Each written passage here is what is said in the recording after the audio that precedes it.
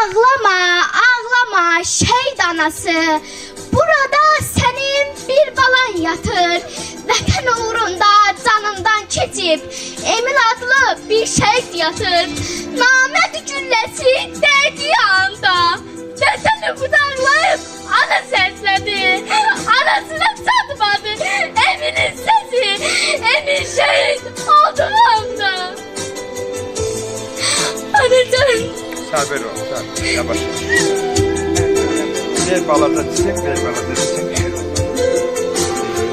Bak şəkilmə, anam atam, məzar mənə yaşırmı? Ağlar qalıb nazlı sonam, məzar mənə yaşırmı? Genç yaşlı qalıb yaşım, ağla məni a qardaşım, məzar mənə yaşırmı? Bir gün saat biyan oldu, qara torpaq, torpağım biyan oldu, qara torpaq anam oldu, məzar mənə yaşırmı?